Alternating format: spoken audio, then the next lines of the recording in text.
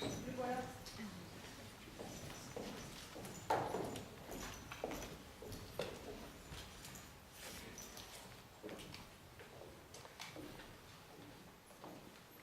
Vous voulez l'essayer? Non? Vous ne voulez pas l'essayer? Oh, pardon, je croyais que vous plaisantiez. Essayez un piano. Mais ma chérie, il faudrait une énorme cabine d'essayage, non? Je voulais juste dire que vous pouviez jouer dessus. Essayez les notes. Oh là là, non. J'ai horreur de cela. Et je ne suis pas douée du tout pour la musique. Toutes ces notes, ça me prend la tête. Non, pour tout vous dire, le clavier, je vais le retirer. J'ai vu ça dans un magazine de déco. Ils avaient transformé un vieux piano en un adorable meuble de cuisine. Un buffet vintage super original. Ah, j'adore tout ce qui est vintage et super original. Pas vous? Non, apparemment, pas vous. Les couverts se rangent dans la partie libérée de tout ce bazar. Le dessous devient un placard et au-dessus, 3 traits de cire. Et voilà une étagère avec éclairage LED. Une armoire de cuisine topissime. Vous voyez? Oui. Et vous en pensez quoi? Eh bien, Non, je comprends. Vous vous dites, le marron, évidemment, pour une cuisine, c'est has-been.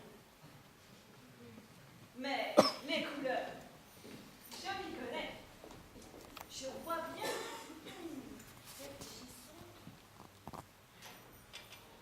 je vois bien un camailleux turquoise. Oui, je ne vous l'ai pas dit tout de suite, je suis décoratrice. Je ne voulais pas vous mettre mal à l'aise par rapport à votre intérieur, je veux dire. C'est un peu tristoun chez vous quand même. D'ailleurs, quel âge avez-vous? 45. Ah oui? Mais bon, il n'est jamais trop tard pour oser des choses un peu plus glitter. Je veux dire, étincelantes. Faites-vous.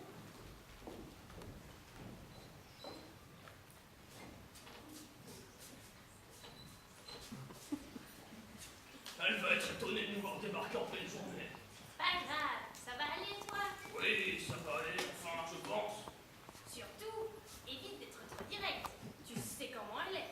Oui, c'est clair, je sais comment elle est. Tu sonnes. Ça va, laisse-moi assembler un peu mes idées.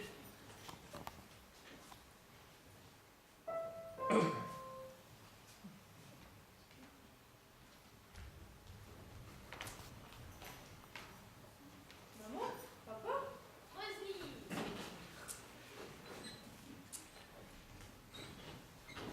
On ne dérange pas. Les enfants ne sont pas là. Non.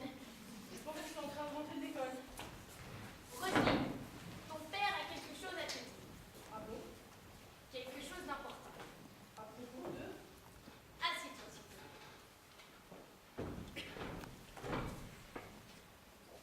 Eh bien, vas-y, dis-lui.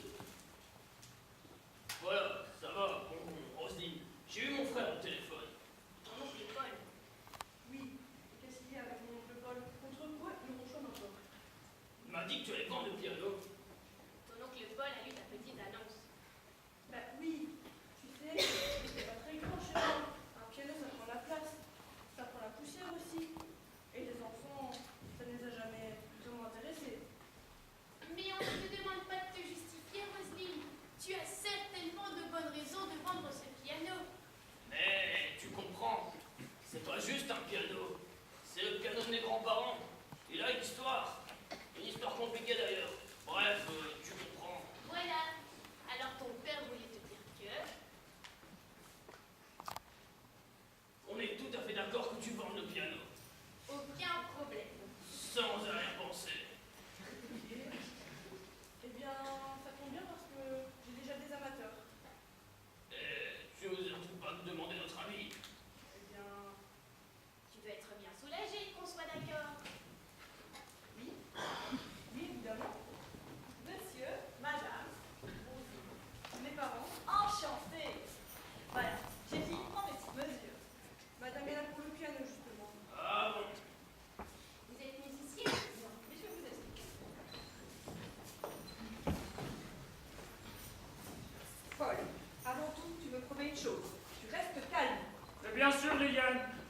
que je vais rester calme.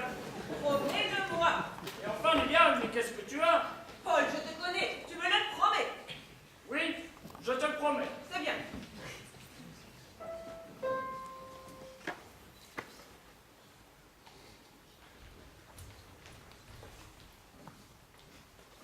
Bien. Oncle Paul, on se vient. Le piano de grand-père Victor. Le piano de grand-père Victor. Il est hors de question que ce piano quitte notre famille, vous m'entendez? Il faudra me passer sur le corps. Paul, tu m'avais promis. C'est une honte, une infamie, un outrage à la mémoire. Mais ne te balle pas, pense à ton cœur, mon Dieu. Mon cœur? Et c'est eux qui devraient penser à mon cœur. Assieds-toi, oncle Paul. On me l'arrache, mon cœur, on me le piétine. Assieds-toi, petit frère. On va discuter tranquillement. Alors là, non, non, et encore trois fois non. Tu ne m'appelles plus petit frère, et il n'y a aucune discussion qui tienne, et encore moins tranquillement.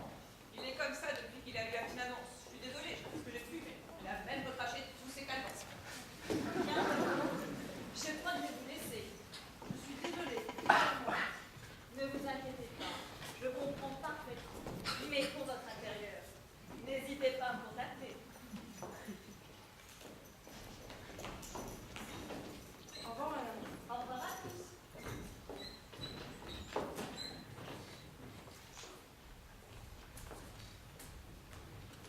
Qui était cette dame? Enfin, Paul, ma nièce peut recevoir quel désir. Qui était cette dame? Enfin, qui était cette dame? Une décoratrice qui va acheter le piano pour le vider, le scier et le peindre en turquoise. C'est un bord de fusil. Oh là, je crois que je vais m'asseoir.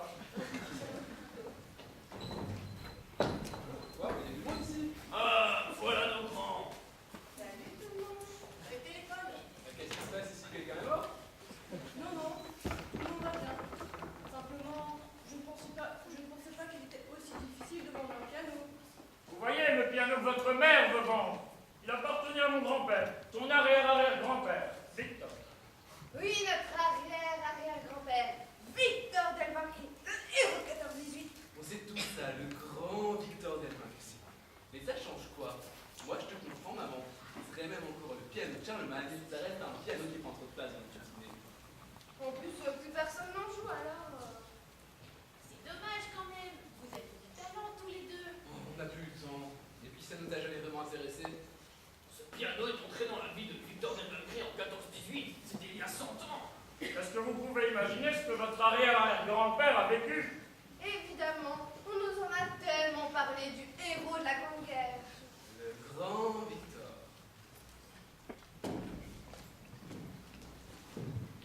C'est l'histoire de votre arrière-grand-père, écrit par un aviateur français qui l'a côtoyé pendant la guerre. Ce serait peut-être intéressant de le lire.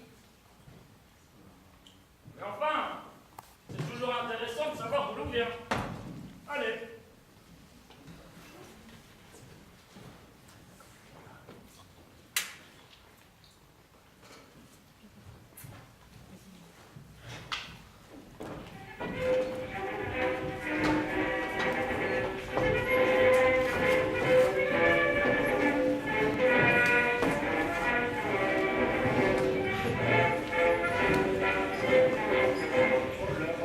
Le plaisir du militaire, il est là-bas, à 2 pas de la forêt. Une maison au mur tout couvert de bière, au vrai poilu, c'est le nom du cabaret. La servante est jeune et tranquille, légère comme un papillon, comme son bateau de critique. Nous l'appelons la Madelon, nous en rêvons la nuit, nous y pensons le jour. Ce n'est que Madelon, et pour nous c'est l'amour. Et car Madelon vient nous servir à boire. Sous la tonnelle, on frôle son jupon, et chacun lui raconte une histoire à sa façon. La Madelon, pour nous, n'est pas ses frères. Quand on lui prend la taille, le menton,